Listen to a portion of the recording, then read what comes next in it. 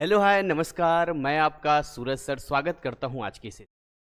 बच्चों, आज हम पढ़ने वाले हैं अध्याय 19 जो कि हिंदी माध्यम का भौतिकी का बहुत ही महत्वपूर्ण चैप्टर है।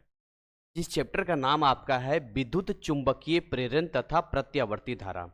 अब इस जब चैप्टर की हम बात करते हैं तो इसके अंदर इतने सारे महत्वपूर्ण बातें बताई गई है जिसके बाद आप इस निष्कर्ष पे निकल पाएंगे कि भाई इस टॉपिक में हमें इन सारे पॉइंट्स को कवर करने जितने भी इसके मुख्य बिंदु होंगे। शुरुआत हम करेंगे विद्युत चुंबकीय प्रेरण से, जिसको इंग्लिश में इलेक्ट्रोमैग्नेटिक इंडक्शन के नाम से जानते हैं।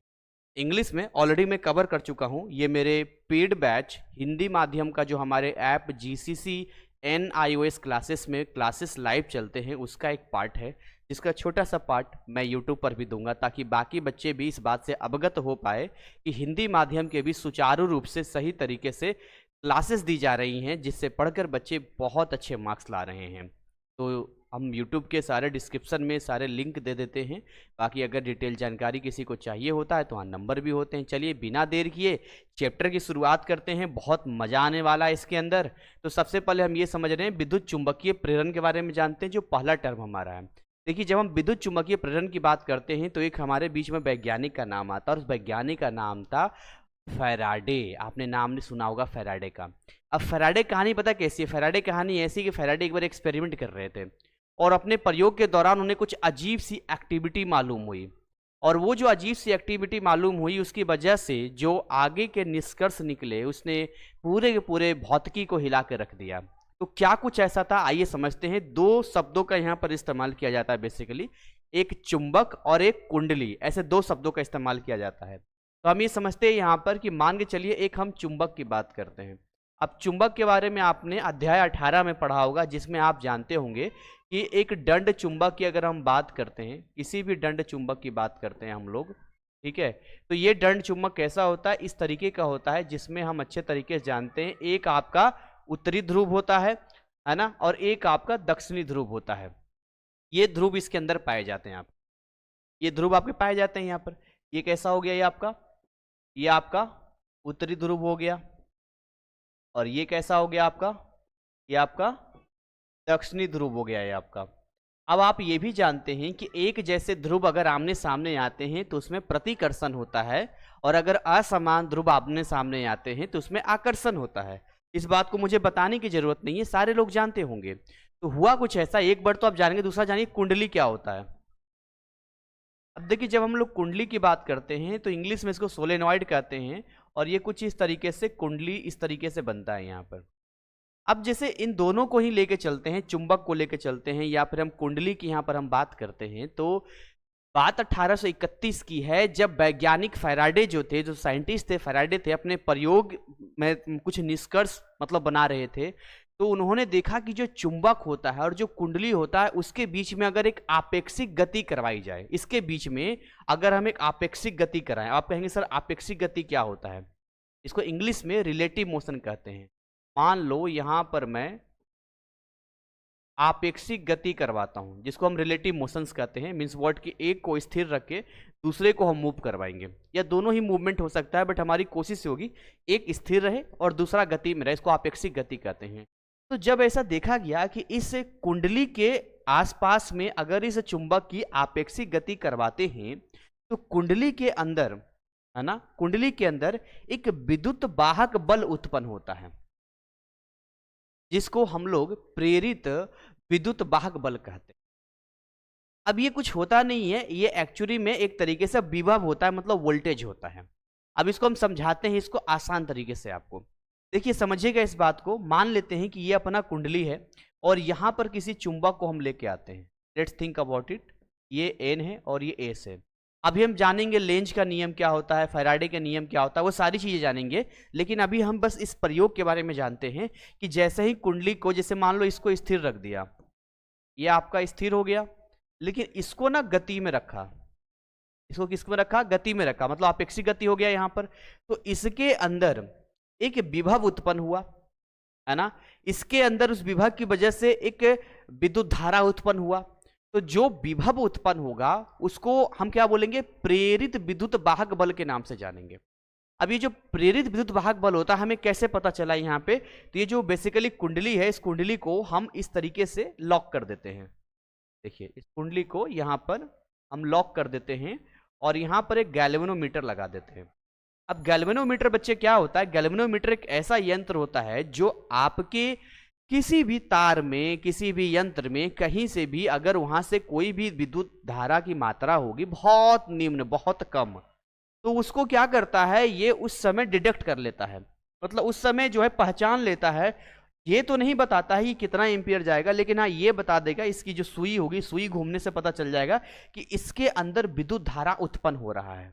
अब देखिए यहाँ पर हैरानी वाली बात ये थी कि यहाँ पर हमने कोई भी बैटरी नहीं लगाई है, कोई हमने सेल नहीं लगाया है, और केवल हमने यहाँ पर चुंबक की आपेक्षिक गति करवाई हमने इस कुंडली के इर्द गिर्द, तो हमने देखा कुंडली के अंदर एक विद्युत धारा उत्पन्न हुआ है। अब क्योंकि ये जो विद्युत धारा उत्पन्न हुआ था, ये आप ध्यान से देखोगे तो इसके आपेक्षिक गति की वजह से हुआ था, और क्योंकि हम प्रेरणा एक वर्ड बोलते हैं, इंड्यूस होना, प्रेरित, मतलब मैं आपसे बहुत प्रेरित हूँ, है ना, मैं आपसे बहुत प्रेरित हूँ, बहुत इंस्पायर्ड हूँ, मतलब इसकी वजह से इसके अंदर विद्युत धारा उत्पन्न हुआ है। इसलिए इस उत्पन्न विद्युत धारा का जो नाम हम देंगे, हम प्रेरित धारा के नाम से जानेंगे। तो इसके अंदर मान लो हमने बोला कि इसके अंदर एक विद्युत धारा आई उत्पन्न हुआ, और इसको हम क्या बोलेंगे, प्रेरित धारा के नाम से जानेंगे। प्रेरित धारा मान लो आई हो गया यहाँ पे। इसके साथ ही साथ यहाँ पे, क्योंकि देखिए आपने ओम्स का लॉ पढ़ा होगा, ओम का नियम पढ़ा होगा, तो ओम का नियम क्या कहता है कि अकेले धारा नहीं होता विद्युत धारा, और अकेले विभव भी नहीं होता, अकेले वोल्टेज भी नहीं होता, दोनों साथ साथ चलते हैं। तो हम सिंपल तरीके से कह सकते हैं यहाँ जो विभव उत्पन्न होगा उस विभव का नाम हम क्या बोलेंगे, प्रेरित विद्युत वाहक बल के नाम से जानेंगे। हम क्या बोलेंगे, सिंपल तरीके से बता रहे, प्रेरित विद्युत वाहक बल। ये आर की मात्रा इधर से होगी, गलती दे दिया था मैंने, प्रेरित विद्युत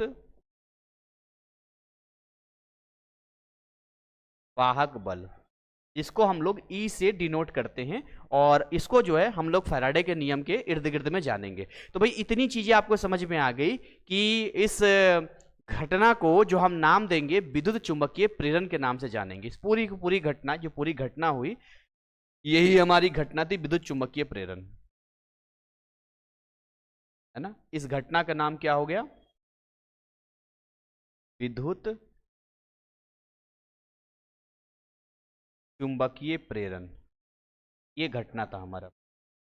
तो ये चीज अगर आपको समझ में आ गई हो तो धीरे धीरे करके मैं आगे की जर्नी आपको आगे बढ़ाता जाऊंगा, आगे बताता जाऊंगा। देखिए जब मैं हिंदी मीडियम पढ़ाता हूं तो मैं हिंदी मीडियम के विद्यार्थियों के लिए विशेष रूप से इस बात का ध्यान रखता हूं कि आपके जितने भी शब्द हैं जो कि शुद्ध है, हिंदी माध्यम के हैं, और आपको अपने ही एग्जाम में लिखने हैं, इस बात का ध्यान रखते हैं। आप कहेंगे मुझे कि सर इंग्लिश मीडियम पढ़ाइए, तो एक शब्द मैं हिंदी का नहीं बोलूंगा, पूरा का पूरा इंग्लिश मीडियम में बोलूंगा। और अगर आप बोलेंगे कि सर आप हिंदी मीडियम में पढ़ाइए, तो मैं आपके सारे के सारे जितने भी शब्द होंगे वो सारे हिंदी मीडियम बोलूंगा। तो जो जिस मीडियम में होता है उसी मीडियम में हमें दिखाना होता है, उसी मीडियम में हमें बताना होता है। क्लियर है ये बात? चलिए जी, अब अगला टर्म हमें पढ़ना जो बहुत ही महत्वपूर्ण है आपके पॉइंट ऑफ व्यू से, आपके एग्जाम के पॉइंट ऑफ व्यू से, वो आपका है चुंबकीय फ्लक्स। अब चुंबकीय फ्लक्स क्या होता है हम इसको समझने का प्रयास करते हैं। उससे पहले हमें चलेंगे चुंबकीय इसको बारे में, चुंबकीय क्या उसको बोलेंगे हम लोग, क्षेत्र, चुंबकीय क्षेत्र के बारे में जानेंगे, है ना, जिसको मैग्नेटिक फील्ड इंग्लिश में कहते हैं हम लोग। तो देखिए आइए समझते हैं। यहाँ पर देखिए दो तरह के क्षेत्रों के बारे में हमें पढ़ना है। देखिए सिंपल तरीके से समझिएगा, एक आपका क्या होता है, नंबर 1 पे आपका होता है, एक आपका विद्युतीय क्षेत्र होता है। एक कैसा होता है दोस्त, विद्युतीय क्षेत्र होता है, और दूसरा जो आपका होता है वो चुंबकीय क्षेत्र होता है। हम इन दोनों को ही बड़े आसान तरीके से समझने का प्रयास करते हैं। विद्युतीय क्षेत्र को हम लोग ई से सूचित करते हैं जो एक सदिश राशि होता है, और चुंबकीय क्षेत्र को हम लोग बी से सूचित करते हैं, ये भी एक सदिश राशि होता है, और अपना अपना इनके यूनिट होता है। जैसे कि हम बी की बात करें तो टेस्ला होता है, जो आगे हम देखेंगे, यूज करेंगे यहाँ पे। तो बेसिकली अगर ये दोनों ही क्षेत्रों की हम बात करते हैं तो हमें थोड़ा सा ये समझने का प्रयास करना है कि दोनों के अपने अपने कॉन्सेप्ट हैं, पर दोनों हस्बैंड वाइफ की तरह रहते हैं। सर क्या बात कर रहे हैं? जी हाँ, दोनों हस्बैंड वाइफ की तरह रहते हैं। यानी कि अगर आप ध्यान से एक चीज समझेंगे इस कॉन्सेप्ट को तो आपको समझ में आएगा कि देखिए अगर मान के चलिए कोई तार है ना, अब इस तार के अंदर मान लो कोई भी विद्युत धारा आई प्रभावित हो रहा है, आई प्रवाहित हो रहा है इसके अंदर, सिंपल से तरीके से मैं बता रहा हूं। तो ऐसा देखा गया कि इसके नजदीक में अगर हम कोई कंपास लेके जाते हैं, यानी कि दिक् सूचक जिसको कहते हैं, अगर कोई भी दिक् सूचक यहां लेके जाते हैं तो इस दिक् सूचक की जो सुई होती है उसमें हमें परिवर्तन देखने को मिलता है। और दिक् सूचक की ये सुई में जो परिवर्तन होता है ये तभी परिवर्तन संभव है जब इसके अगल बगल में कोई चुंबकीय क्षेत्र होगा या कोई चुंबक वाला गुण वाला कुछ भी ऐसा पदार्थ होगा। अब सिंपल तरीके समझिए कि दिक् सूचक एक तरीके से चुंबक होता है, जिसके अंदर चुंबक होता है। चुंबक का एक प्रकृति होता है, आप किसी भी चुंबक को मुक्त तरीके से लटका देंगे धागे में, तो उसका जो एक सिरा होगा वो आपके उत्तर दिशा की ओर दिखाएगा और दूसरा सिरा जो होगा वो आपको दक्षिण दिशा की ओर दिखाएगा। ये चुंबक की प्रकृति होती है। प्राचीन काल में इसी प्रकृति से एक दिक् सूचक बनाया गया था। आज भी बहुत आपके मोबाइल में भी आप अगर प्ले स्टोर पे जाएंगे तो कंपास के नाम से आपको एक ऐप मिल जाएगा जिसको आप मूव करके चेक कर सकते हैं कि जहां पर आप हैं वहां पर आपका पूरब की दिशा कौन सा है, पश्चिम दिशा कौन सा है, दक्षिण कौन सा है, उत्तर कौन सा है, आप मूव करके देख सकते हैं। ये आपके फोन में ही होता है। अच्छा, दूसरी बात यहाँ पर ये समझते हैं कि भाई अगर यहाँ ये चुंबक है और चुंबक ही चुंबक को विक्षेपित कर सकता है, विक्षेपित मतलब उसको उसके सुई को मतलब इधर उधर परिवर्तित कर सकता है, तो अब इस तार में तो भाई विद्युत धारा प्रवाहित हो रहा था। हेलो, यहाँ समझिए भैया, इस तार में तो विद्युत धारा प्रवाहित हो रहा था। तो अब अगर मैं इसे प्रवाहित हो रहे विद्युत धारा वाले तार के नजदीक इसको ले गया तो आखिर क्यों इसकी सुई में विक्षेपण देखने को मिला? तो इससे एक बात तो बड़ी स्पष्ट तरीके से हमें समझ में आ गई कि इसके पास कुछ तो ऐसा गुण है जो चुंबकीय गुण इसके पास है। तो जब इस एक्सपेरिमेंट को फैराडे ने आगे बढ़ाया और विशेष रूप से इसकी चीजों को देखा गया तो पता चला कि अगर किसी भी तार में आपके किसी भी चालक में विद्युत धारा प्रवाहित हो रही है तो क्योंकि यहां पर इलेक्ट्रॉनों का प्रवाह हो रहा है तो विद्युतीय क्षेत्र तो होगा ही होगा, इसके साथ ही साथ यहां पर चुंबकीय क्षेत्र भी आपको देखने को मिलेगा। ये जो विद्युतीय और चुंबकीय क्षेत्र होते हैं ये दोनों ही आप ये देखिए कि 90 डिग्री के कोण पे होते हैं। कैसे होते हैं? 90 डिग्री के कोण पे होते हैं यहाँ पर। अब जब 90 डिग्री के कोण पे होते हैं, जिसको हम इंग्लिश में परपेंडिकुलर कहते हैं, हिंदी में हम इसको क्या बोलेंगे कि एक दूसरे के 90 डिग्री कोण पे बन रहे हैं यहाँ पर, तो कुछ इस तरीके का सीन यहाँ क्रिएट होता है।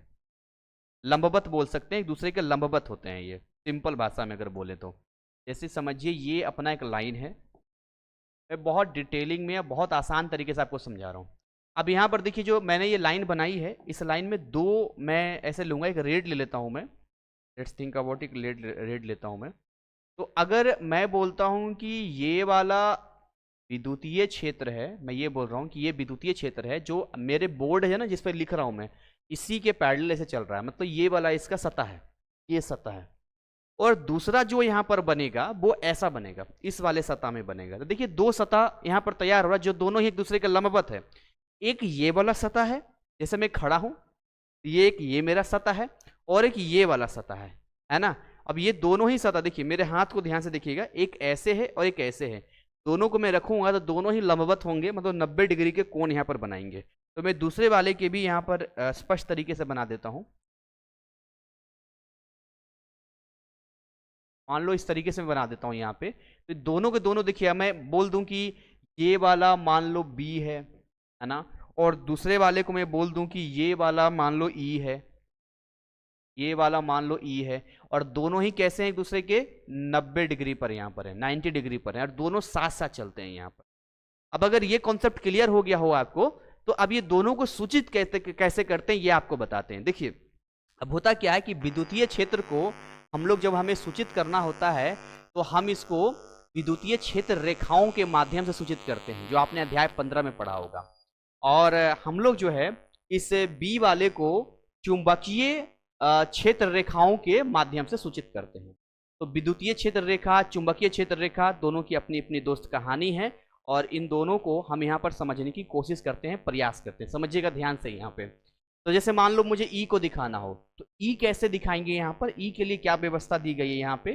तो ई देखिए, ई का सिंपल तरीका है, अगर समानांतर देंगे तो ऐसे भी दिखा सकते हैं यहाँ पे, है ना, इस तरीके से भी दिखा सकते हैं यहाँ पे।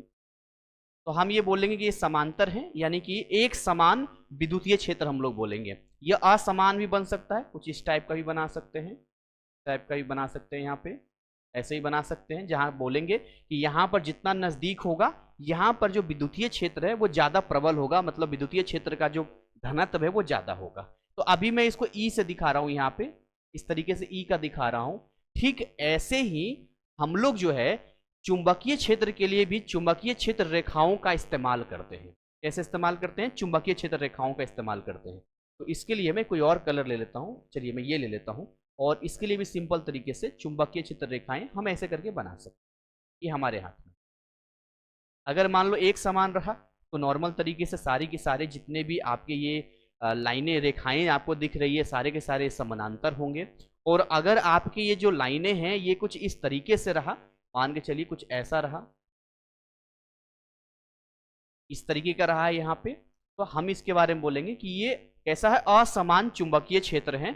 लेकिन इन लाइंस को हम क्या बोलेंगे? चुंबकीय क्षेत्र रेखाएं। इसको बोलेंगे विद्युतीय क्षेत्र रेखाएं। ये दो ऐसे शब्द हैं जिसके बारे में जानना है। हालांकि हमें जो पढ़ना है वो हमें पढ़ना है विद्युतीय क्षेत्र रेखाओं के बारे में, हमें चुंबकीय क्षेत्र रेखाओं के बारे में नहीं पढ़ना है। हम जो आगे इस्तेमाल करेंगे, जो चुंबकीय फ्लक्स निकालेंगे या जिसकी वजह से बाकी चीजें निकालेंगे, वहां पर हमारा मुद्दा ये रहने वाला है। लेकिन आप कभी भी कंफ्यूज ना हो, मैंने ये आपको बता दिया यहाँ पे। तो इसका नाम मैं लिख देता हूं बेसिकली कि क्या इसका नाम दिखा जाता है यहाँ पे। तो देखिए ये आपका है चुंबकीय क्षेत्र रेखाएं, सॉरी सॉरी सॉरी विद्युतीय क्षेत्र रेखाएं ये आपका हो गया विद्युतीय क्षेत्र रेखाएं, ठीक है, जिसको हम लोग ईएफएल कहते हैं, इलेक्ट्रिक फील्ड लाइन, है ना, ईएफएल के नाम से जानते हैं। और ये आपका हो गया चुंबकीय क्षेत्र रेखाएं। मैं बहुत बेसिक से आपको बता रहा हूं ताकि अगर आपने पीछे के चैप्टर नहीं पढ़ा तब भी आपको समझ में आ जाए। इसको हम लोग एमएफएल के नाम से जानते हैं, मैग्नेटिक फील्ड लाइंस इसको बोलते हैं यहाँ पे। अब ये देखिए ये एक समान है, ये असमान है, ये एक अलग मुद्दा है। क्लियर हो गया यहाँ पे? अब इसको थोड़ा सा समझने का प्रयास करते हैं दोनों ही क्षेत्र रेखाओं के बारे में। अभी मैं दोनों इसलिए बता रहा हूं ताकि आसान तरीके से आपको समझा पाऊं। देखिए अगर मान लो मैं ई की बात करता हूं यहाँ पे, और मान लो यहाँ पर मैं बी की बात करता हूं यहाँ पे, है ना। अब देखिए ई की बात करेंगे यहाँ पे, यानी कि हम विद्युतीय क्षेत्र की बात करेंगे, और यहाँ पर हम चुंबकीय क्षेत्र की बात करेंगे, है ना। दो अलग अलग क्षेत्रों के बारे में हम बात कर रहे हैं यहाँ पे। तो अब इनके लिए हम इस्तेमाल करते हैं कुछ इस टाइप की चीजें। देखिए अब मान के चलिए, सोचिएगा जरा ध्यान से, यहाँ पर बहुत सारे लाइंस यहाँ पर जा रहे हैं, इस तरीके से बहुत सारे लाइंस यहाँ पर ऐसे करके ड्रॉ कर दिया हम, तो बहुत सारा लाइन ड्रॉ कर दिया, जो भी आपको ड्रॉ कर दिया यहाँ। और इस तरीके से यहाँ पे जो है ये सारे के सारे क्षेत्र रेखाएं जा रहे हैं यहाँ, है ना। वैसे ही यहाँ पर मैं बना लेता हूँ यहाँ पे क्लास कब स्टार्ट होगी सर? आज क्लास थोड़ा डिले रहा है टेक्निकल इशू की वजह से, 3 बजे से स्टार्ट होना था, और इंतजार करते करते हमने कहा कि फाइनली क्लास को हमें लेना है। तो आगे से जो क्लास होगा वो टाइम पे होगा, या किसी वजह से क्लास आपका रिशेड्यूल किया जाता है या क्लासेस किसी वजह से नहीं हो पाता है, तो मेरा आपसे वादा है कि इसका मैं रिकॉर्ड करके आपको ऐप में दे दूंगा। मीन्स वर्ड की आपकी पढ़ाई कंटिन्यू, घबराइए नहीं। और कोई डाउट आता है, अभी लाइव सेशन चल रहा है, आप मुझे यहाँ पर पूछ सकते हैं, ठीक है। तो देखिए यहाँ पर समझते हैं यहाँ पे, एंड सेकंड वन में ये बना लेता हूँ यहाँ पे, ठीक है। मान लो ये बना लिया हमने, इस टाइप का बना लिया यहाँ, मान लो इस टाइप का मैंने बना लिया, जो भी इस टाइप का है, चलो ये बना लिया मैंने, है ना। तो अब यहाँ पर देखिए बहुत सारे क्षेत्र रेखाएं बन सकती है, और अपने अकॉर्डिंग आप बना सकते हैं। असमान हो सकता है ना, और एक समान हो सकता है, डजेंट मैटर, एक अलग मुद्दा है। अब यहीं से जन्म होता है आपका चुंबकीय फ्लक्स का। एक विद्युतीय फ्लक्स होता है, एक चुंबकीय फ्लक्स होता है। आपके सिलेबस में दोनों ही पढ़ना है, तो मैं एक साथ ही क्लियर कर देता हूं ताकि हर बच्चे को ये चीज क्लियर हो जाए। अब देखिए सिंपल तरीके से कहता है कि मान के चलिए कि किसी भी क्षेत्र की हम बात कर रहे हैं, चाहे विद्युतीय क्षेत्र की बात कर रहे हैं या फिर चुंबकीय क्षेत्र की बात कर रहे हैं, तो वहां पर अगर कोई सतह हम लेते हैं, जैसे मान लो यहाँ पर हम एक सतह ले लेते हैं, जैसे कि ये एक सतह ले लेते हैं। जैसे मान लो एक सतह मैंने ले लिया, मैंने एक यहाँ सतह ले लिया, है ना। और लेट्स थिंक अबाउट इट कि मैंने एक ये सतह ले लिया। मैं ऐसे समझा रहा हूँ आपको, बहुत सारा सतह ले सकता है। मान लो मैं एक ये सतह ले लेता हूँ यहाँ पर, वैसे यहाँ पर बना लेते हैं अपने हिसाब से। मान लो यहाँ एक सतह ये ले लिया मैंने यहाँ पे, वैसे ही मान के चलिए कि एक सतह ये ले लिया मैंने, एग्जाम्पल के लिए समझा रहे हैं आपको। फिर एक सतह ये ले लिया हमने, ऐसे कुछ सतह मैंने ले लिया। मान लो सतह ले लिया, क्यों नहीं ले सकते हैं। मान लो कि पानी की धारा ऐसे करके जा रहा है, पानी की धारा ऐसे करके जा रहा है, तो यहाँ पर एक सतह बना सकते हैं ना कि नहीं बना सकते हैं? या मान लो कि मेरे पास जादू है और मैंने इसे बोला ऐसे, तो देखते हो हाथ से ऐसे कैसे किरणें निकलती है, ऐसे करके एकदम ऐसे करके सबको एकदम ऐसे मुट्ठी में कर लेता है। तो अगर बीच में अगर दीवार आ जाए, वो सतह का काम करेगा। तो भाई सिंपल तरीके से फ्लक्स जो होता है वो होता क्या है, देखिए कहता है कि अगर हम कोई भी सतह लेते हैं, समझिएगा ध्यान से, हमारा एक सतह है ना, हमने एक सतह ले लिया, तो जैसे ही सतह लिया तो अब देखा ये जाता है कि इस सतह से होकर ऐसे कितने विद्युतीय क्षेत्र रेखाएं गुजर रही है, या इस सतह से होकर ऐसे कितने चुंबकीय क्षेत्र रेखाएं गुजर रही है, और इनकी जो संख्या होती है इसी को फ्लक्स के नाम से हम। तो हमें इस बात का विशेष ध्यान रखना होगा कि आप विद्युतीय क्षेत्र के अंदर या फिर चुंबकीय क्षेत्र के अंदर आप एक सतह रखते हैं, कोई भी एक सतह बीच में डाल देते हैं। अब इस सतह से होकर जितने भी ये लाइनें गुजरेगी, जितनी भी रेखाएं गुजरेगी, देखिए मैं आपको समझा रहा हूँ, उसको हम लोग फाई से डिनोट करते हैं। जैसे इसके लिए हम सूचित करेंगे, उसको हम क्या बोलेंगे, इसको हम ऐसा बोलेंगे, देखिए चलिए कलर में ये ले लेता हूँ, इसके लिए हम लोग सूचित करेंगे फाई ई, इसको हम क्या बोलेंगे, इसको बोलेंगे हम लोग विद्युतीय फ्लक्स। क्या बोलेंगे, विद्युतीय फ्लक्स के नाम से जानेंगे, तो बोलेंगे विद्युतीय फ्लक्स ऐसा। और इसको हम बोलेंगे फाई बी, इसको बोलेंगे चुंबकीय फ्लक्स।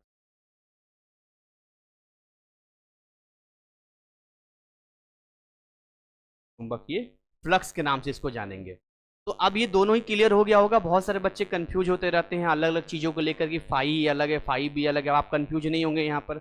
अब मैं आपसे पूछता हूँ कि बताइए, अब यहाँ पर मैं आपसे अगर एक डेफिनेशन पूछूं कि फाई ई और फाई बी का कैसे निकलता है, तो ये जो आप सतह लेते हैं ना, इस सतह का जो है एक एरिया वेक्टर होता है, क्षेत्रफल सदिश होता है, और क्षेत्रफल सदिश और इसके जो क्षेत्र होता है, जैसे विद्युतीय क्षेत्र है, चुंबकीय क्षेत्र है, जो भी आपका है, उसके बीच में एक संबंध स्थापित होता है। तो आइए इसके संबंध को स्थापित करते हैं। जैसे कि मान लो मैं सिंपल तरीके से एक तरीका आपको बताता हूँ कि अगर मुझे यहाँ पर फाई ई निकालना है तो मैं कैसे निकालूंगा। देखिए मान लेते हैं कि इसका जो है, ये जो सतह है का जो क्षेत्रफल सदिश है,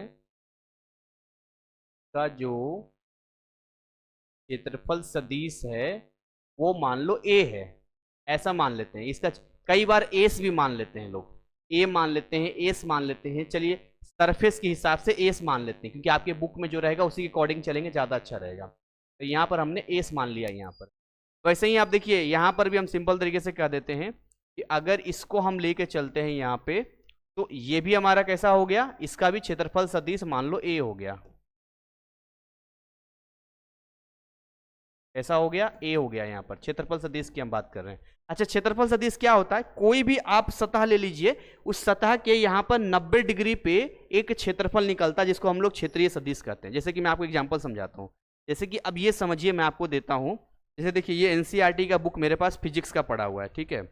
तो अब जैसे मैं सिंपल तरीके से आपको कहूँगा, देखिएगा समझिएगा, सिंपल तरीके से मैं कहूँगा कि अगर ये सतह है तो इस सतह का जो क्षेत्रफल सदिश होगा वो कैसा होगा, तो यहाँ से 90 डिग्री यानी लंबवत में जब एक लाइन यहाँ पर मैं लेके जाऊंगा तो हर सतह का एक जो क्षेत्रफल सदिश बनता है इसके लंबवत होता है। सिंपल तरीके से मैं आपको बता रहा हूँ, ठीक है। तो अब ऐसे कंडीशन में क्या कुछ होगा इसको समझते हैं यहाँ पे। तो यहाँ पर क्या होगा, इसका जो क्षेत्रफल सदिश हो जाएगा वो ऐसा हो जाएगा, इसको एस ही बोल दो, एस बोल देते हैं यहाँ पे। मान लो इसका ये हो गया एस इधर की ओर, इसका एस कैसा बनेगा, मान लो इसका एस बन गया इधर की ओर ऐसा, इसका एस कैसा बन गया, मान लो इधर बन गया ऐसा, इसका एस मान लो बन गया ऐसा, इसका एस बन गया मान लो ऐसा। क्लियर। तो आपने अभी क्या देखा, क्षेत्रीय यानी कि क्षेत्रफल सदिश के बारे में आपने इसको देखा है। क्लियर है, कोई दिक्कत यहाँ पर नहीं होगी, समझ में आ रहा होगा आपको, सब कुछ क्लियर है यहाँ पे। अब ट्विस्ट यहाँ पर क्या आता है कि जब आप क्षेत्रफल सदिश के बारे में मतलब जानने की कोशिश करते हैं तो उसके साथ ही साथ एक और सदिश के बारे में आपको जानना है, और वो है पार्टिकुलर उस क्षेत्र के बारे में। जैसे कि अब यहाँ पर देखिए ये है बी यानी कि चुंबकीय क्षेत्र। अब आप किसी भी लाइन पे अगर चुंबकीय क्षेत्र की आप दिशा निकालेंगे तो इसकी जो स्पर्श रेखा होता है ना, जिसको इंग्लिश में टेंजेंट कहते हैं, जो किसी भी पॉइंट से एक लाइन को खींच के सीधा निकालते हैं, वो दिशा बताता है यहाँ के आपके किसके बारे में, उस पार्टिकुलर जैसे चुंबकीय क्षेत्र के बारे में या विद्युतीय क्षेत्र के बारे में। अब देखिए मैं कलर बदल देता हूँ, मैं रेड कलर ले लेता हूँ। अब देखिए मैं अगर आपसे बोलूं कि यहाँ पे इस पॉइंट पे, इस बिंदु पे जो चुंबकीय क्षेत्र रेखा होगा कैसा होगा, तो ये कुछ ऐसा होगा। कैसा होगा? ऐसा होगा। उसी तरीके से यहाँ पे ध्यान से देखिए, इसका चुंबकीय क्षेत्र रेखा कैसा हो जाएगा, ये देखिए ऐसा हो जाएगा, ये बी हो गया। आ रही बात समझ में आपको? इधर की ओर हो गया यहाँ पर चुंबकीय क्षेत्र रेखा कैसा हो जाएगा, ऐसा हो जाएगा, ये देखिए बी हो गया यहाँ पे। आ रही बात समझ में आपको? वैसे यहाँ पर अगर मैं बोलूं कि यहाँ पे इस पॉइंट पे आपका जो विद्युतीय क्षेत्र रेखा वो कैसा हो जाएगा, तो इसको देखिए ऐसा हो जाएगा, ये ई हो गया यहाँ पे। इसका कैसा हो जाएगा, इसका ऐसा हो जाएगा, देखिए ई हो गया यहाँ पे। सेम वे में अगर मैं यहाँ पर यहाँ के लिए बोलूं तो ये देखिए ई हो गया, इधर हो गया यहाँ पे। तो अब होता क्या है, आप ध्यान से अगर देखेंगे तो आपको एक बात समझ में आएगी कि ये जो हमने क्षेत्रफल सदिश लिया है और ये जो हमारा चुंबकीय क्षेत्र है या फिर हमारा विद्युतीय क्षेत्र है, इनके बीच में एक कोण बन रहा है। ध्यान से देखिए जरा, इनके बीच में ध्यान से देखेंगे तो एक कोण बनेगा यहाँ पर। आप जैसे भी बना लीजिए कोण, जैसे कि मान लो यहाँ पर मैं बना लेता हूँ, एक नॉर्मल वे में समझाने की कोशिश करता हूँ। कैसे समझाऊँ मैं? जैसे जैसे जैसे जैसे लेट्स थिंक अबाउट इट कि मैं यहाँ से इसको नॉर्मली खींचता हूँ ऐसे, चलो यहाँ पर नहीं कहीं और, ये वाला, ये देखो एस हो गया और ये देखो ई हो गया यहाँ पर।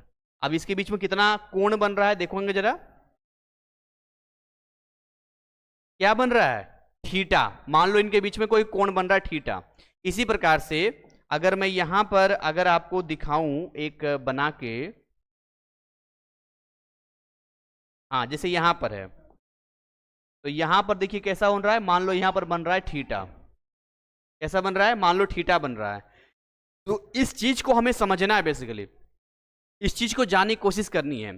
तो जब ये चीज आपको समझ में आ जाती है, ये सब आपको क्लियर हो जाता है, तो आपको समझ में आता है कि एक्चुअली में जो फाई ई है आपका, ये जो फाई है ये कैसा होता है, इनका जो होता है वो एक अदिश गुणनफल जिसको कहते हैं, यानी कि आपने सदिशों का गुणनफल पढ़ा होगा, सदिशों गुणनफल पढ़ा होगा। इसमें एक डॉट प्रोडक्ट होता है और एक क्रॉस प्रोडक्ट होता है, जिसको हम लोग एक वेक्टर प्रोडक्ट के नाम से जानते हैं, एक स्केलर प्रोडक्ट के नाम से जानते हैं। तो जो आपका स्केलर प्रोडक्ट होता है, यानी कि जो अदिश का गुणनफल होता है, उसकी हम बात करते हैं। तो अदिश का गुणनफल कैसे निकालेंगे? इन दोनों का देखिए ऐसे लिखेंगे, यहाँ पे सिंपल तरीके से इसका लिखेंगे ई वेक्टर सदिश ई और सदिश एस। अब जब दो का डॉट प्रोडक्ट लेते हैं हम लोग, तो सिंपल तरीके से इसको ऐसे लिखते हैं ई एस कॉस थीटा। और यहां पर कैसा हो जाएगा, अगर हम फाई बी लिखेंगे तो phi B is equal to यहां पर आपका हो जाएगा, सिंपल तरीके से समझिए कि आपका जो सदिश हो गया, मान लो कि बी ये हो गया चुंबकीय क्षेत्र और ये आपका हो गया कैसा, ये आपका क्षेत्रफल सदिश हो गया। अब इनका हम निकालेंगे तो हो जाएगा बी एस कॉस थीटा। ये एक नॉर्मल सा होता है जब आप अदिश का प्रोडक्ट निकालते हैं तो सिंपल तरीके से ये आपको समझ में आ गया। तो इनका फॉर्मूला भी हो गया, तो हम इसका इस्तेमाल नहीं करने वाले हैं, एडिशनली मैंने आपको बता दिया है जो चैप्टर 15 में आपका इस्तेमाल होने वाला है, लेकिन ये हम इस्तेमाल करने वाले हैं। तो अब आपको क्लियर हो गया होगा सॉरी, कि आपका जो चुंबकीय फ्लक्स होता है वो क्या होता है। तो चुंबकीय फ्लक्स की परिभाषा कैसे लिखेंगे? चुंबकीय क्षेत्र में किसी सतह से गुजरने वाले चुंबकीय क्षेत्र रेखाओं की संख्या को हम लोग क्या बोलते हैं? चुंबकीय फ्लक्स के नाम से जानते हैं। और चुंबकीय फ्लक्स का अगर हम परिभाषा से अगर हम गणितीय रूप में दिखाएंगे तो ये गणितीय रूप में कुछ इस तरीके से दिखाएंगे और इनके बीच का ये संबंध होगा। आगे बात क्लियर हो गया, समझ में आ गया? हाँ सर क्लियर हो गया, मजा आ गया। यहाँ देखिए एक एक पॉइंट को हम आपके साथ डील कर रहे हैं। क्यों डील करेंगे एक पॉइंट को? ताकि आप आसान तरीके से सीख पाए। एक एक पॉइंट को हम डील कर रहे हैं भाई। क्यों डील कर रहे हैं? ताकि आप सही तरीके से समझ पाइए और आपको समझा पाए। अब सोचिए जरा, मैं अब इसकी बात नहीं करूंगा, मैं इसी की बात करता हूं। सोचिए जरा कि अगर मैं एक ऐसा सतह लेता हूं, एक ऐसा सतह लेता हूं मैं, देखिए मैं एक ऐसा सतह लेता हूं जिस सतह में मैं दो अलग अलग लेता हूं, जैसे कि मान लो कि ये वाला मेरा एस है, ये मेरा एस है। समझिएगा ध्यान से जो मैं आपको समझा रहा हूं यहाँ पे, कि आपको ये बहुत ध्यान से समझना पड़ेगा। और ये इधर की दिशा है सदिश का, और इसी दिशा में मान लो मैं दिखा दूं कि इसी दिशा में ये लाइनें गुजर रही हैं, इसी दिशा में,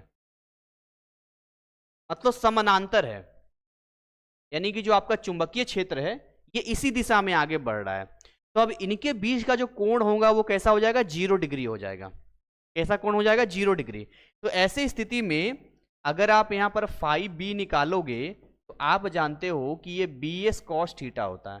क्या होता है, बी एस कॉस थीटा।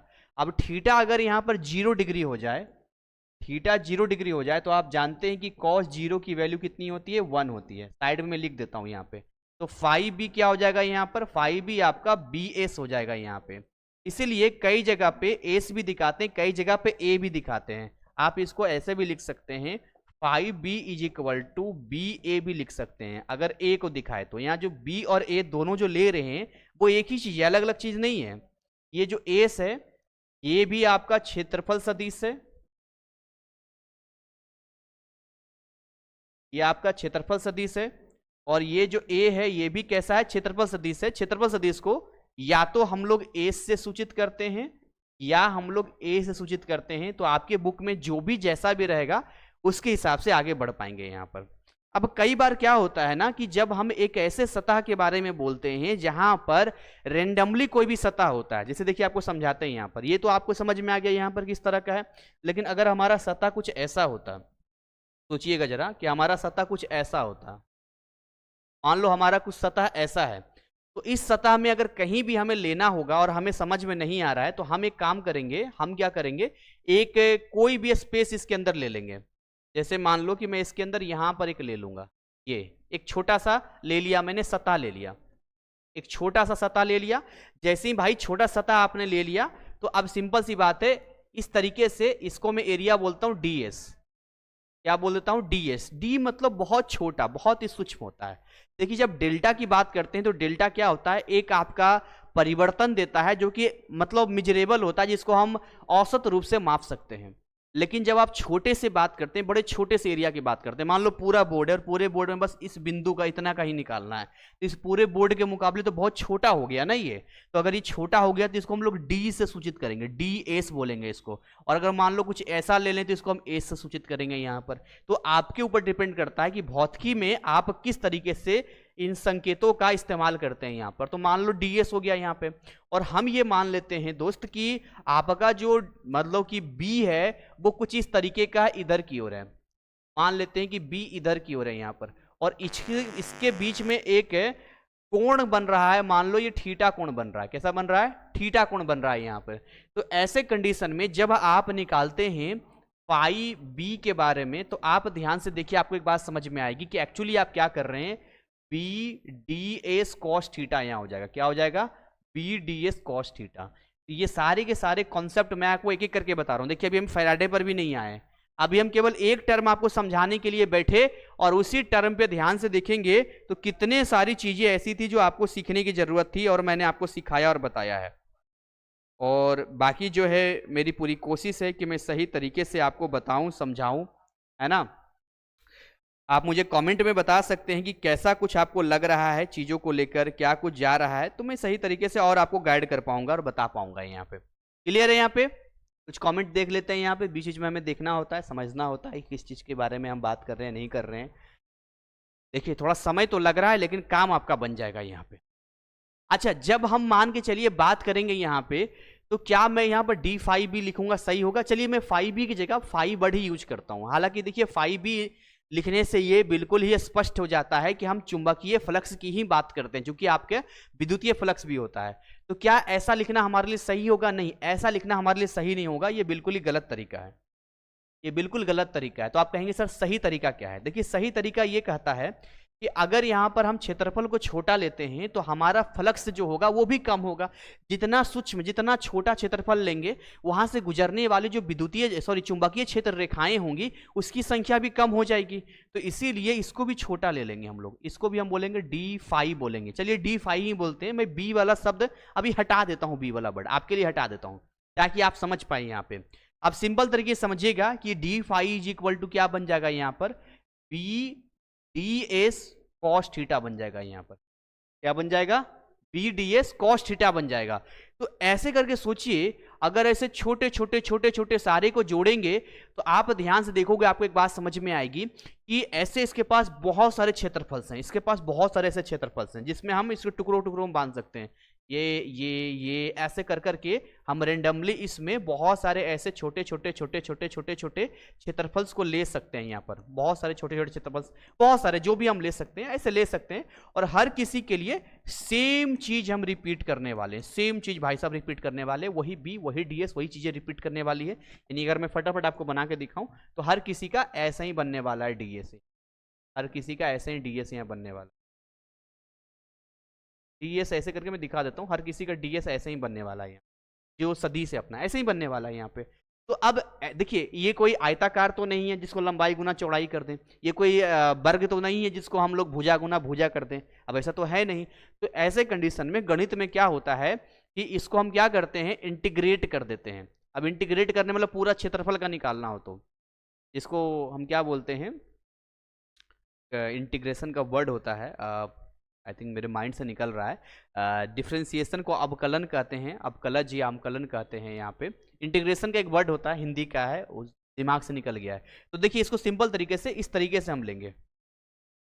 अगर मुझे पूरा निकालना होगा तो मुझे ऐसे करना होगा, दोनों तरफ से इसमें क्या करना होगा, इंटीग्रेट करना होगा। मतलब डी फाई इधर हो गया और इसको भी इंटीग्रेट करना होगा, और इस तरीके से ये हो जाएगा B D S cos theta हो जाएगा यहाँ। अब क्योंकि छोटे छोटे छोटे छोटे जितने भी चुंबकीय फ्लक्स होंगे उसको जोड़ने पर आपको टोटल फाई मिल जाएगा यहाँ पे, और इन दोनों के बीच में हम सिंपल तरीके से जो अदिश का गुणनफल होता है, सदिशों का गुणनफल होता है, उसको हम दिखा सकते हैं यहाँ पे। तो सिंपल तरीके से बोल सकते हैं, ये एक सदिश के रूप में दिखा देंगे और इसको सदिश के रूप में दिखा देंगे, और यहाँ पर एक डॉट लगा देंगे। नॉर्मली मैं आपको यहाँ समझा देता हूँ कि जैसे मान लो ये सदिश ए है और ये सदिश बी है, अगर इनके बीच में डॉट प्रोडक्ट हम लेते हैं तो ये हो जाता है मॉड ए मॉड बी, और ये हो जाता है कॉस थीटा। इसी को सिंपल हम लिख सकते हैं, A dot B is equal to A B cos theta. तो अगर बेसिक आपने हमारा नहीं देखा है तो आपको बेसिक जरूर देखना चाहिए, जिसके अंदर हम बहुत सारी जानकारी और बहुत सारी चीज़ें आपको सिखाते बताते रहते हैं।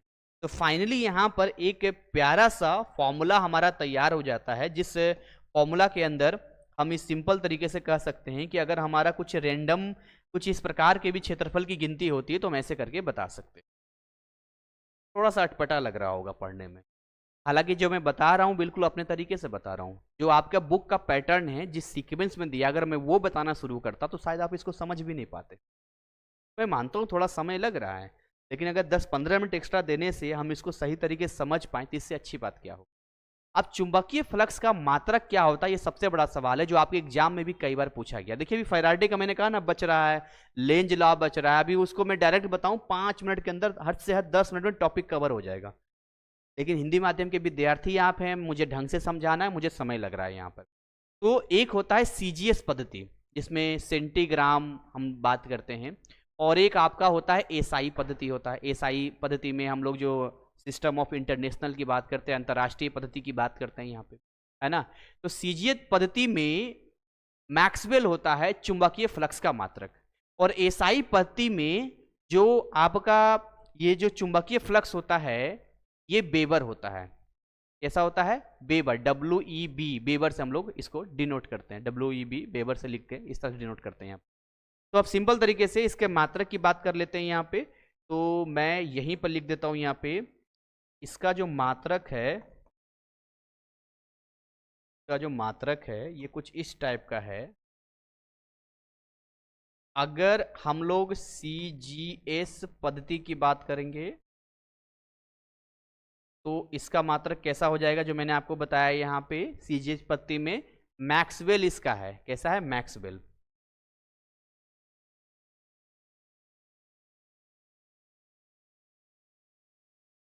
और अगर हम लोग एसआई पद्धति की बात करेंगे, एसआई पद्धति में इसका होता है वेबर। ये वेबर होता है, इसका मात्रक होता है। यहाँ पर आप किसकी बात कर रहे हैं यहाँ पे? तो आप बात कर रहे हैं चुंबकीय फ्लक्स के मात्रक के बारे में। क्लियर है? समझ में आया आपको? अच्छा, यहां पर भी ना अब आपको कुछ समझना होगा। अगर मान लो कि हम एक मैक्सवेल की बात कर रहे हैं, तो आप देखो ना, एक्चुअली एक मैक्सवेल क्या है आपका? एक चुंबकीय बल रेखा, वहां से एक ही गुजरेगा। एक वेबर का मतलब बात करते हैं, तो ऐसे करके बहुत सारी चीजें हम लोग निकालते हैं, बताते हैं, जो हम देखेंगे अलग अलग तरीके से। उसको अभी छोड़ दीजिए, क्योंकि अब उसमें आप बहुत कंफ्यूजन आपका हो जाएगा इस चीज को लेकर। अच्छा, एक ना पूछता है आपसे, वो पूछता है आपका चुंबकीय फ्लक्स घनत्व के बारे में पूछता है, कि चुंबकीय फ्लक्स घनत्व कहाँ होगा ज्यादा, कहाँ होगा कम। उस चीज को थोड़ा समझ लेते हैं, उसके बाद हम वापस से उसमें आ जाएंगे अपने टॉपिक पे, जो हमारा टॉपिक था। तो सिंपल तरीके से मैं यहाँ पर एक आपके लिए बना देता हूँ। चलिए, ये मैं बना देता हूँ ऐसा।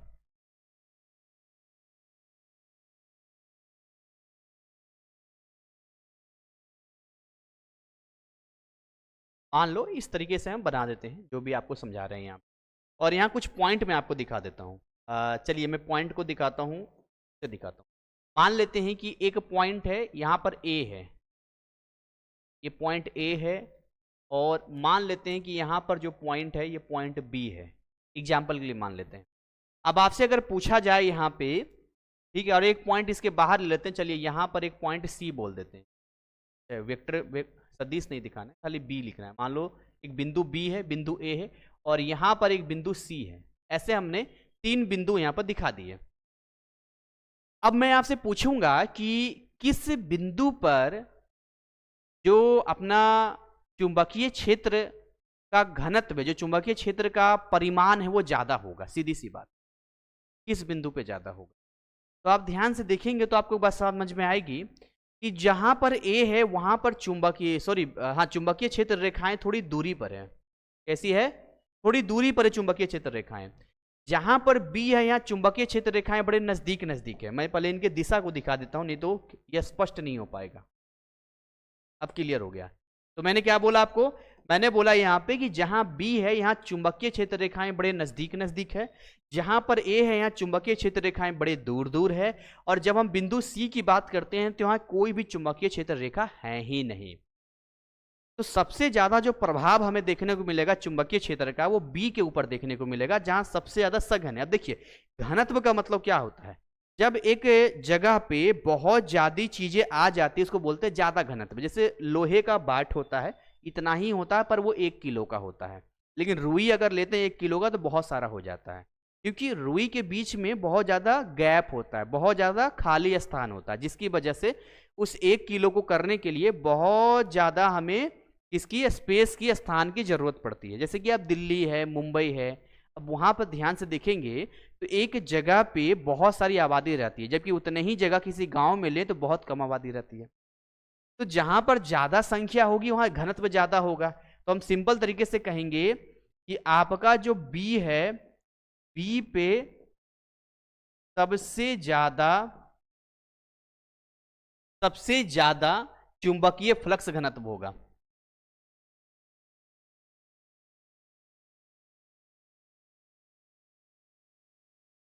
चुंबकीय फ्लक्स घनत्व होगा, सबसे ज्यादा यहां पर होगा। क्लियर हो गया यहाँ पर? फिर वैसे ये पर, वैसे ही सी पे, इस तरीके से यहां पर पूछा जाता है, जिसको आप यहां बता सकते हैं।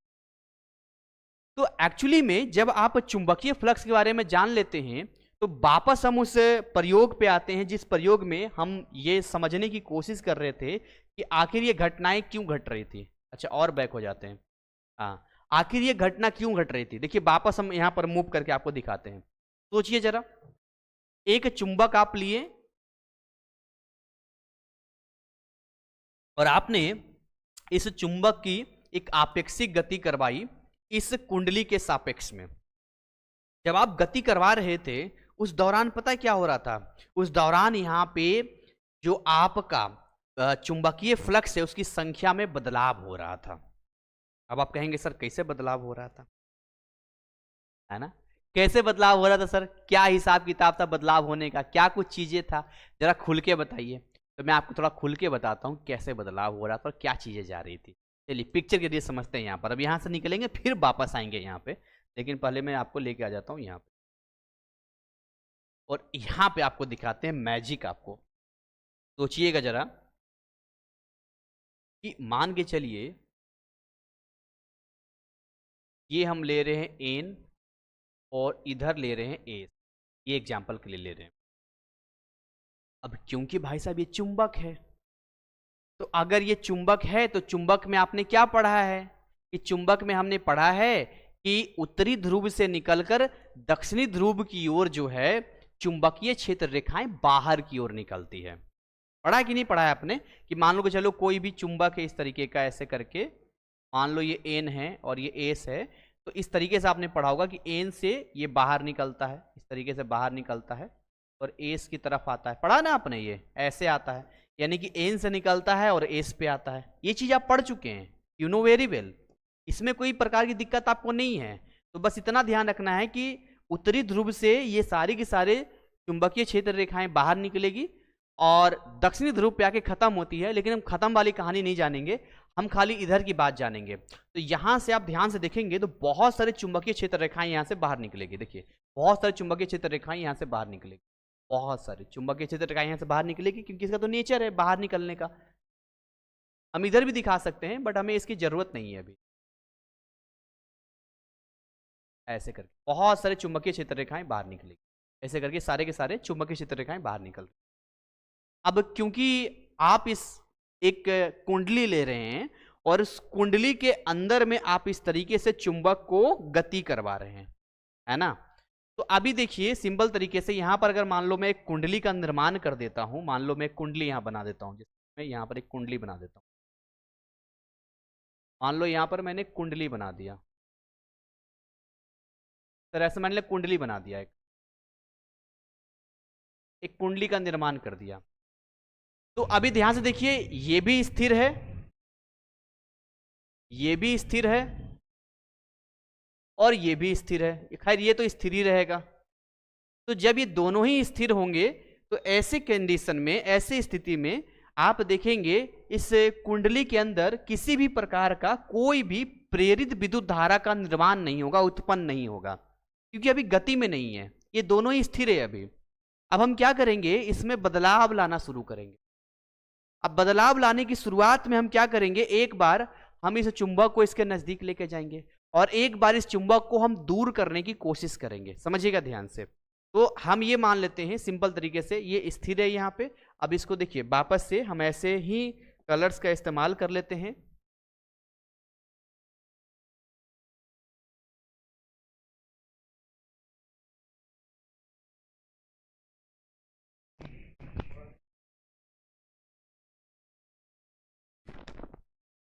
तो यहां पर ध्यान से देखिए ये आपका एन है और ये आपका एस है।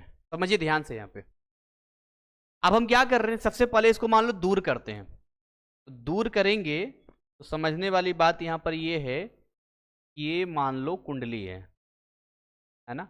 अगर हम इसको दूर करेंगे तो यहां से जो निकलने वाली आपका चुंबकीय क्षेत्र रेखाएं उसकी संख्या कम हो जाएगी। भाई अब यहां से निकला यहां पर तो बहुत सारा इधर चला जाएगा, बहुत सारा इधर चला जाएगा, कुछ होगा जो इसमें जाएगा, कुछ इसके अंदर जाएगा, बाकी क्या हो जाएगा यहाँ पर इधर भाग जाएगा, कुछ इधर भाग जाएगा, कुछ इधर भाग जाएगा।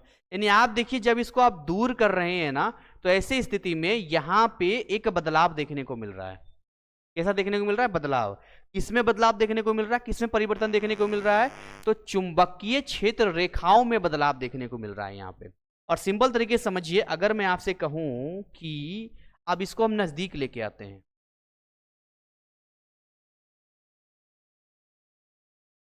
इसको हम नजदीक लेके आते हैं,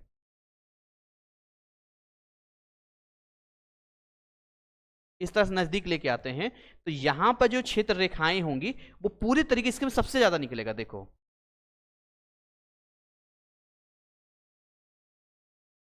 समझ में आ रहा है आपको मैं क्या बोल रहा हूं, यहाँ पे बहुत सारी रेखाएं यहां देखने को मिलेगी यहाँ पे।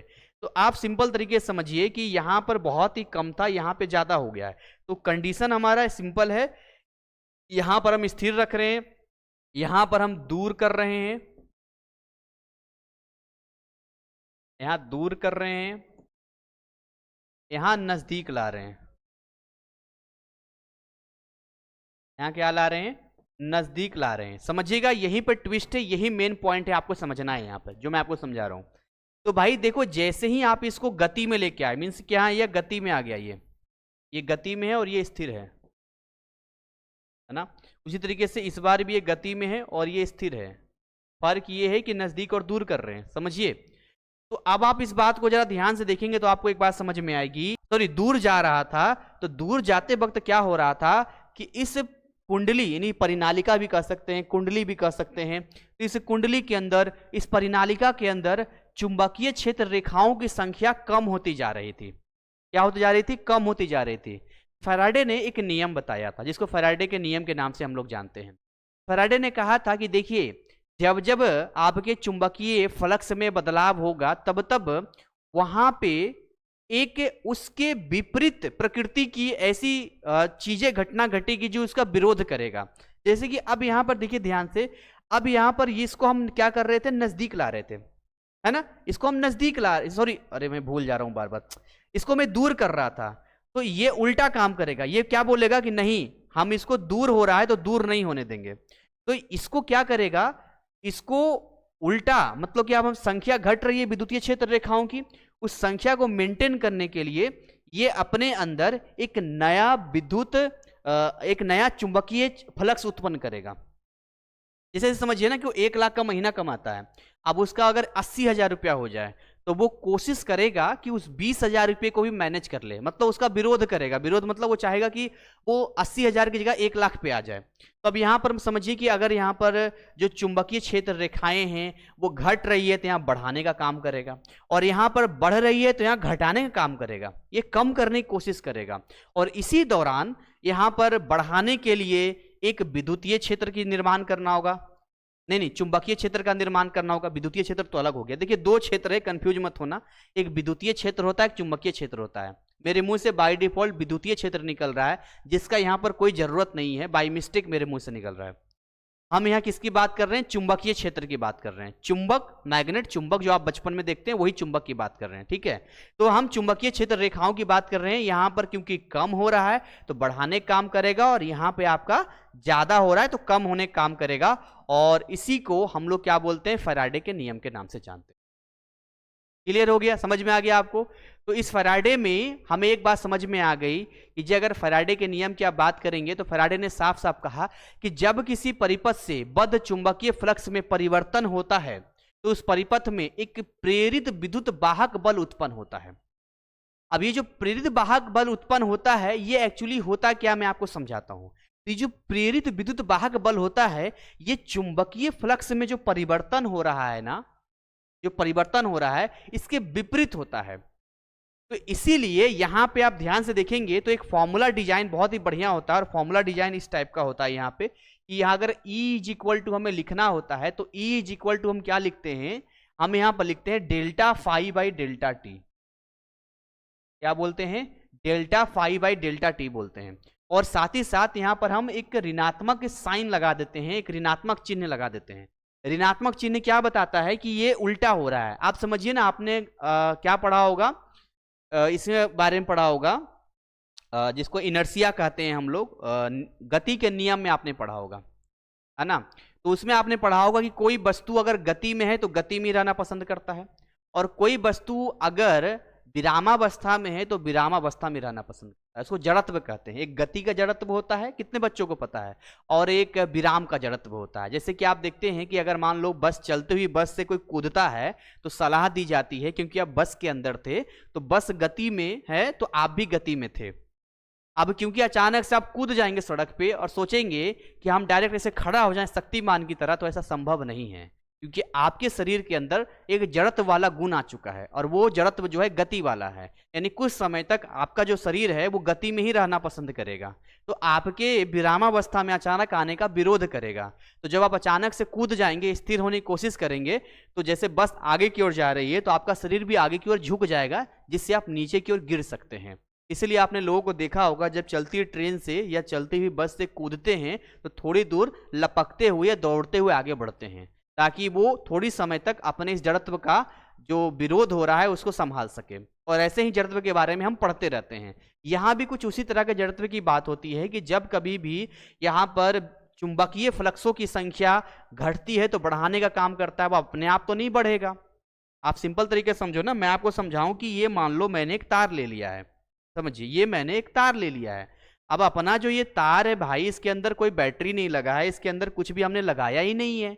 अब इस तार को हमने इस तरह से कुंडली में बना दिया, समझिए जरा, मैंने इसके अंदर कुंडली में ऐसे करके बना दिया, ठीक है, मान लो कुंडली में ऐसे बना दिया।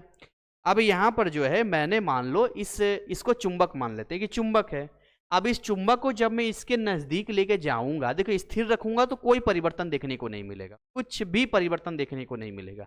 लेकिन जब मैं कोई भी आपेक्षिक गति करूंगा, जब मैं इसके अंदर लेके जाऊंगा इस तरीके से, तो अब क्या होगा कि इसके अंदर में इससे निकलने वाली जितने चुंबकीय क्षेत्र रेखाएं होंगी उसकी संख्या बढ़ती चली जाएगी, जैसा कि यहां पर बढ़ रहा है आपका।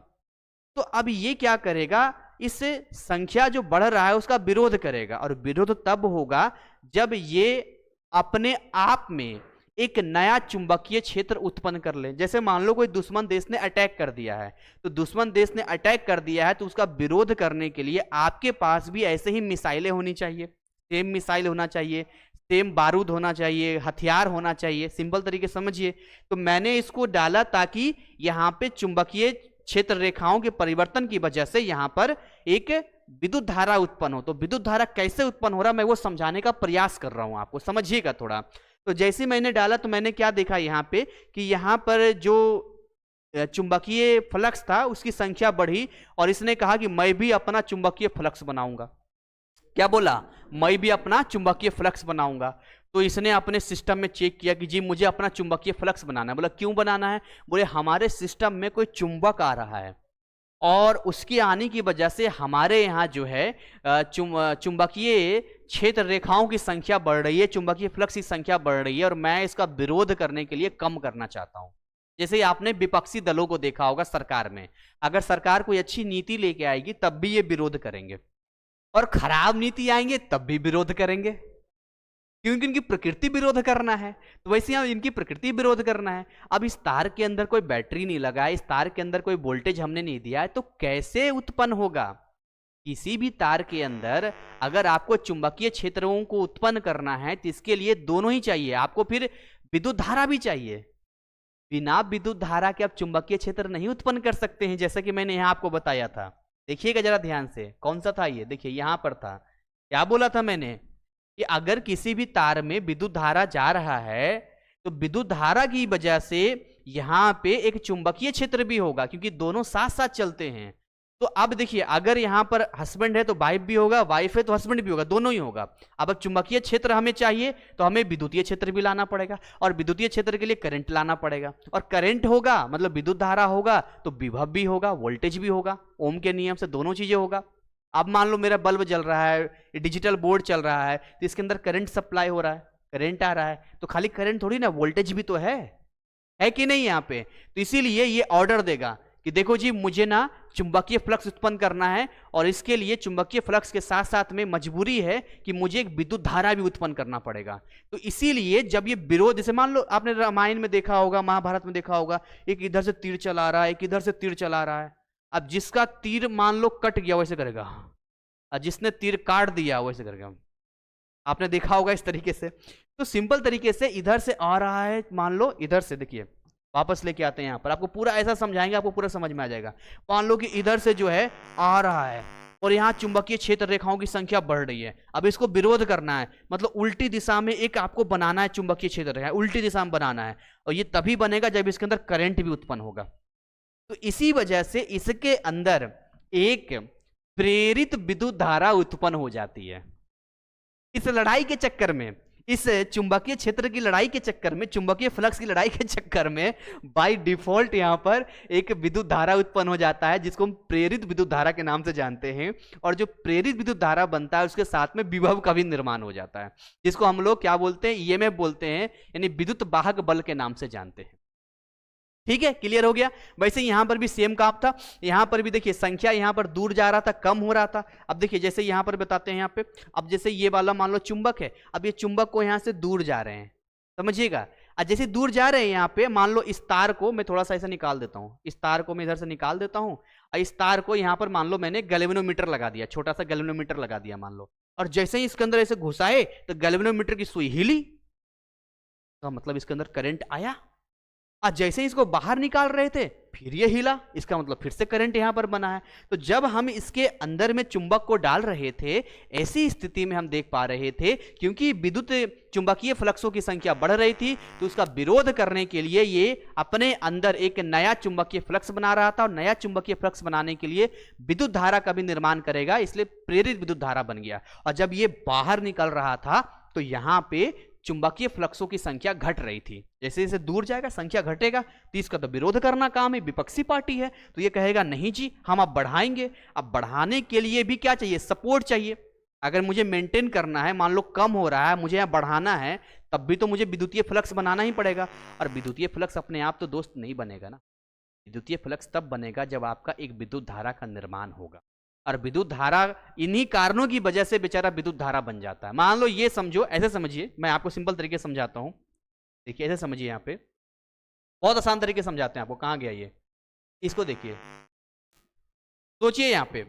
देखिए मान लेते हैं कि जो चुंबकीय क्षेत्र है ये वाइफ है, और जो विद्युतीय क्षेत्र है वो हस्बैंड है।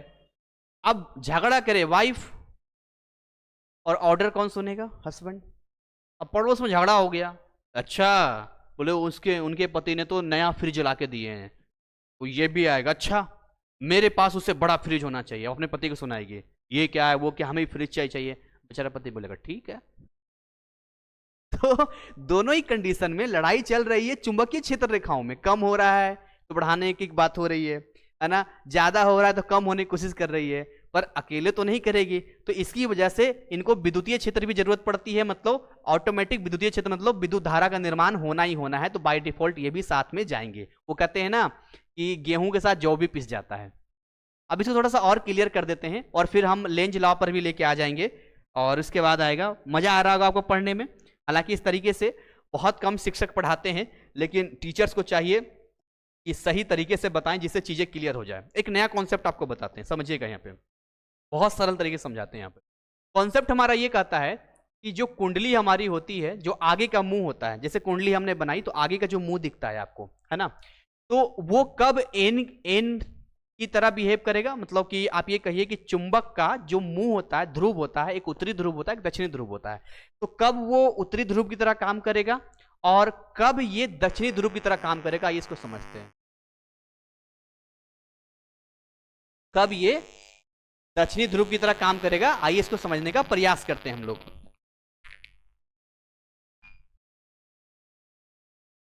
ठीक है, तो देखिए हम आपको समझाते हैं कब करेगा। कहता है बहुत सरल आसान तरीके से कहता है कि अगर आपके कुंडली में एंटी क्लॉकवाइज विद्युत धारा यहां पर प्रवाहित होगा, तो आपका ये जो सामने वाला दिख रहा है, ये जो कुंडली दिख रहा है, ये आपका एन ध्रुव की तरह काम करेगा।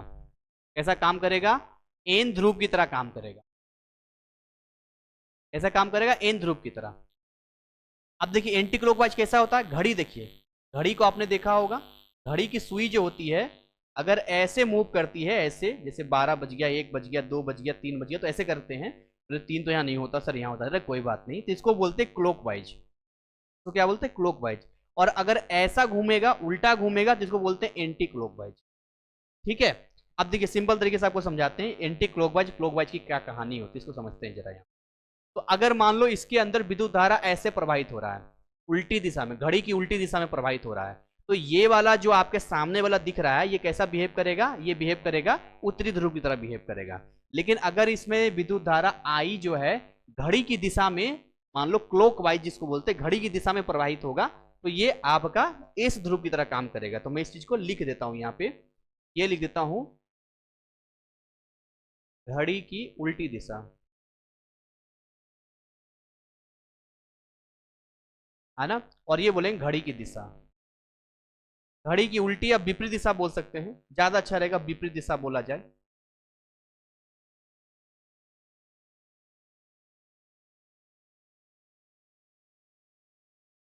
और इसको बोलेंगे घड़ी की दिशा। तो ये आपको समझ में आ गया होगा कि ये आपका एन ध्रुव की तरह काम करेगा, ये वाला हिस्सा, और ये आपका एस ध्रुव की तरह काम करेगा। एक ट्रिक बताऊं, इसका ट्रिक समझाता हूं आपको। देखिए बोलिए एन, बोलिए बोलिए बोलिए एन, सर बोलिए एन, और बोलिए एंटी क्लॉक एंटी क्लॉक। तो एंटी में एन आ रहा है कि नहीं आ रहा है?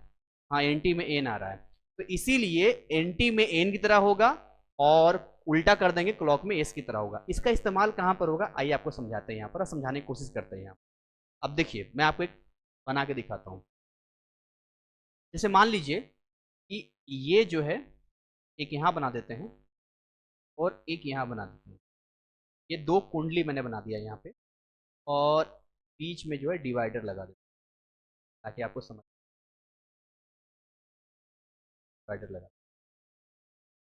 अब क्या करते हैं, एक काम करते हैं हम लोग ना थोड़ा सा काम करते हैं। यहाँ पे एक चुंबक लेके आते हैं जिसका ये एन है और ये एस है, और यहाँ भी एक चुंबक लगा देते हैं, ये एन है और ये एस है। हमने चुंबक लगा दिया, दोनों स्थितियों में चुंबक का निर्माण करके हमने लगा दिया। अब देखिए फर्क यहाँ पर ये है कि इस स्थिति में चुंबक को हम नजदीक लेके आ रहे हैं, और इस स्थिति में इस चुंबक को दूर लेके जा रहे हैं, इसे दूर लेके जा रहे हैं। तो यहाँ पर हम नजदीक ला रहे हैं और यहाँ पर दूर कर रहे हैं, ठीक है। इसी को लेंज लॉ भी कहते हैं, लेंज का नियम कहते हैं। लेंज का नियम यही कहता है, ये लेंज के नियम का ही मैं आपको बता रहा हूं। लेंज का नियम सिंपल तरीके से कहता है, आसान तरीके से, कि आपके जो भी विद्युत प्रेरित विद्युत धारा की बात करते हैं, उसकी दिशा की बात करते हैं, तो उसकी दिशा ऐसी होगी कि जो भी परिवर्तन होगा विद्युतीय चुंबकीय फ्लक्स में, है ना, चुंबकीय फ्लक्स में जो परिवर्तन होगा उसकी विपरीत दिशा में होगी। अब देखिए जब ये नजदीक जा रहा है तो ऐसे स्थिति में ये इसका विरोध करेगा, कहेगा हम तुम्हें नजदीक नहीं आने देंगे, कहेगा हम नजदीक नहीं आने देंगे तुमको, इसे कैसे तुम नजदीक आ जाओगे, वो विपक्षी पार्टी है, नजदीक नहीं आने देंगे। अब विपक्ष पार्टी है तो कैसे विरोध करेगा, तो इसके लिए जरूरी है कि अगर ये एन ध्रुव है तो इसको भी एन बनना पड़ेगा। अब आप जानते हो ना कि किसी भी चुंबक के जो ध्रुव होते हैं, अगर एक समान ध्रुव होगा तो दोनों कैसा होगा, आपस में प्रतिकर्षण उत्पन्न करेगा। बचपन में आपने देखा होगा दो चुंबक होते थे, खेलते हैं, कभी कभी आपने देखा होगा कि अगर एक जैसे ध्रुव सामने आ जाए, जितना कोशिश कर लो उसे नजदीक लाने की, कैसे करके लगे कोई रोक रहा है, देखा है आपने, ऐसा लगे कोई रोक रहा है, मतलब नजदीक आने से कोई रोक रहा है, बिल्कुल ऐसा लगेगा आपको। तो यहां पर ये जरूरी है कि एन हो। अब भाई अगर इसको एन बनना है, ये एन तब बनेगा जब इसके अंदर विद्युत धारा उत्पन्न कैसा होना चाहिए, ऐसा, ऐसा विद्युत धारा उत्पन्न होना चाहिए। तो इसके अंदर जो प्रेरित विद्युत धारा उत्पन्न होगा वो इस वे में उत्पन्न हो रहा है कि इसका विरोध किस टाइप का हो रहा है। अब इस वाले केस में देखिए, इस वाले केस में ध्यान से देखेंगे तो दूर जा रहा है, कहेगा अच्छा दूर कैसे जा रहे हो, हम नहीं जाने देंगे दूर तुम्हें, हम तो नजदीक लाएंगे। तो यहां पे आकर्षण करेगा, और आकर्षण तब होगा जब ये एस की तरह काम करे, और एस की तरह तब काम होगा जब इसके अंदर विद्युत धारा जो है इस दिशा में प्रवाहित होगा। यानी सिंपल समझिए यहां पर प्रतिकर्षण का केस बन रहा है ना, और यहां पे आकर्षण का केंद्र बन रहा है, नहीं यहाँ आकर्षित कर, आकर्षण बोल सकते हैं, आकर्षण होगा यहाँ पे, और इसी के अकॉर्डिंग यहां पर हो रहा है। तो अब आपको समझ में आ गया होगा, ये जो एन और एस है ये तो चुंबकीय क्षेत्र की कहानी है, और यहाँ पर पीस कौन रहा है, विद्युतीय क्षेत्र, बेचारा विद्युत धारा पीस रहा है। अब देखिए इस एन और एस के, देखिए अपने वाइफ के चक्कर में इसको इस दिशा में घूमना पड़ा, अगर ये गलती से बेचारा इस दिशा में घूम जाता तो ये एस बन जाता, इसकी वाइफ झाड़ू लेके मारती, अच्छा इधर से तो कैसे घूम गया, तुम ऐसे कैसे ताक लिया उसको। और यहां पे ध्यान से देखेंगे ये बेचारा जो है इसके चक्कर में इधर दिशा में घूम गया, घूमा कि नहीं घूमा बेचारा। आप देखो ना, इसको इसको इसको जिद, इसको क्या जिद था भाई, इसकी जिद ये है कि ये दूर जा रहा है तो हम इसको नजदीक लाने की कोशिश करेंगे। नजदीक तब आएगा जब आकर्षण होगा, और आकर्षण तब होगा जब ये ध्रुव अपोजिट यानी कि असमान ध्रुव होंगे। यहाँ एन है तो यहाँ एस बनना चाहिए, और इस चक्कर में यहाँ जो प्रेरित विद्युत धारा बना है उसकी दिशा कैसा है, घड़ी की दिशा में है। तो आई आपको समझ में आ गया होगा। आई यहाँ पर क्या है, मैं लिख देता हूं यहाँ पे जो भी चीजें यहाँ पर हैं, मैं कलर ये ले लेता हूं। यहाँ आई यहाँ क्या बन रहा है, आई बन रहा है प्रेरित विद्युत धारा, और यहां भी आई क्या बन रहा है, प्रेरित विद्युत धारा। यहाँ भी आई वही बन रहा है, प्रेरित विद्युत धारा ही बन रहा है, पूरी स्थिति में बन रहा है। और अगर प्रेरित विद्युत धारा बन रहा है तो ऑब्वियस सी बात है यहाँ पे आपका ई भी बनेगा, यानी विद्युत वाहक बल भी बनेगा, इसे बोलते हैं विद्युत वाहक बल। और यहाँ भी एक बनेगा विद्युत वाहक बल, यहाँ भी बनेगा, क्योंकि जब आपका करंट होगा तो वोल्टेज भी होगा। और इसको क्या कहते हैं, इसको लेंज का नियम कहते हैं। तो इस पूरे नियम को हम लोग लेंज के नियम से जानते हैं। यहाँ पे इसको हम बोलते हैं लेंज का नियम। बाकी इसका नोट्स आपको वहां पर अपडेट कर दिया जाएगा ऐप में, जो भी है लेंज के नियम से इसको जानते हैं। जहां पर ये क्या हो रहा है, विरोध कर रहा है। कई बार देखते हैं, जैसे मान लो कोई बल्ब है, बल्ब को हमने बुझाया तो ऐसा लगता है थोड़ी देर के लिए जल ही रहा है, वो देखते हैं आपने, जल ही रहा है वो। तो कैसा होता है, वो एक तरीके से जड़त्व में होता है। जैसे कि आपने गति के जड़त्व के बारे में पढ़ा है, विरामावस्था के जड़त्व के बारे में पढ़ा है, तो वैसे ही ये जड़त्व की कहानी होती है, इसका विरोध किया जाता है। तो यहाँ तक हमने पूरी तरीके से आपको समझा दिया है।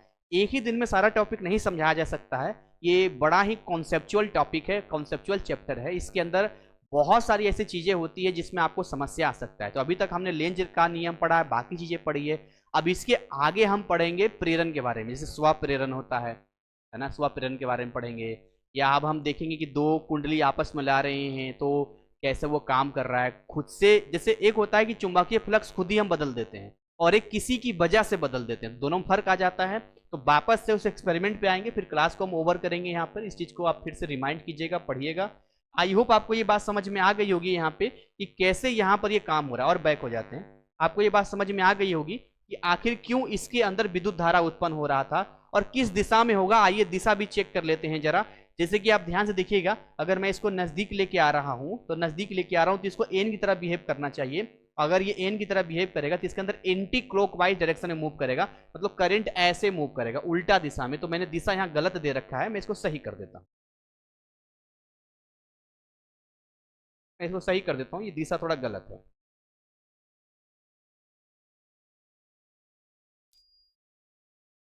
अब इसका दिशा कैसा हो जाएगा, इसका दिशा इधर की ओर हो जाएगा, ऐसा हो जाएगा। ये इस दिशा में आएगा। क्लियर है। तो आप इन दिशाओं को बहुत ही आसान तरीके से समझा सकते हैं, बता सकते हैं। तो देखिए इसी में 8 पेज लग गया है, और इसको मैं अपने टेलीग्राम चैनल पर भी दे दूंगा। तो जो बच्चे टेलीग्राम चैनल अभी तक ज्वाइन नहीं किए हैं, ज्वाइन कर लेंगे। क्लासेस लगातार चलती रहेगी। इनफैक्ट ये तो चलो एक डेमो पर्पस के लिए मैं यूट्यूब पर दे दूंगा। सर का क्लास ज्वाइन करना है तो अब पता तो चले सर पढ़ाते कैसा है, ये तो पता चले। अगर सर के पढ़ाने का तरीका समझ में आ रहा है, बहुत ही बढ़िया है, तो क्या दिक्कत है, सर के क्लास ज्वाइन करेंगे और पढ़ेंगे। लेकिन सर के पढ़ाने का तरीका ही नहीं समझ में आ रहा है या किसी प्रकार की दिक्कत है, तो ऐसे कंडीशन में बच्चा रुक जाएगा वहां पे। तो इसीलिए बच्चे फिर कहते हैं कि यूट्यूब पर डालने के बाद इसका अगला पार्ट कहाँ है, अगला पार्ट कहाँ है, पूरा कहीं नहीं दिया, ये है वो है। तो ये एक ऐसी चीज होती है जो बच्चों के बीच में लाते हैं। हमें जहां पूरा देना होता है हम पूरा भी देते हैं, है ना। लेकिन ये समझिए हमारा क्लास ऐप में चल रहा है और आगे ये कंटिन्यू होकर चलता